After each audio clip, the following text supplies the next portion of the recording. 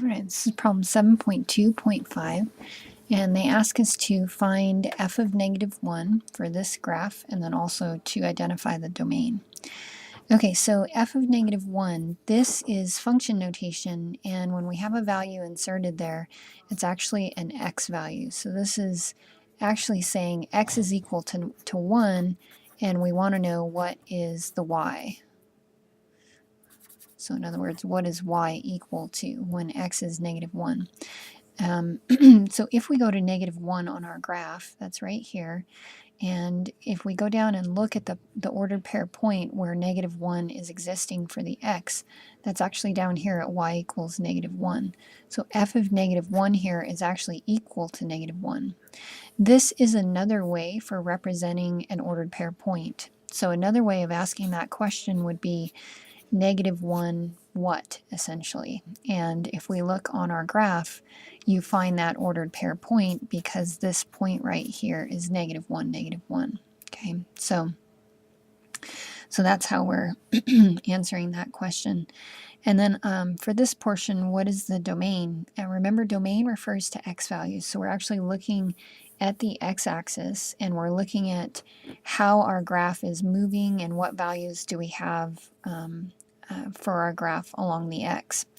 So because this graph is going off towards infinity in this direction, as it moves up, it will continue to move out.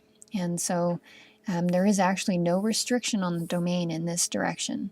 And the same thing is occurring down here. Even though it looks like it's going straight down, it's actually not. There is a little bit of a curve there, so it will continue to go out as it goes down. Okay, so it'll continue to go towards negative infinity in that direction.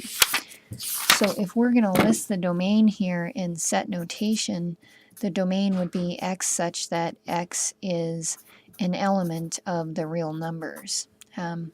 And there are multiple ways to write this. I'm actually not really sure how the online program is wanting you to write it, so you'll actually have to take a look at that.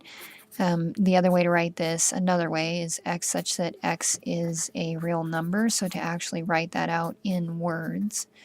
Oh, I should go back and explain this notation. An E that looks like that means element of, and an R that has a line through it means real numbers.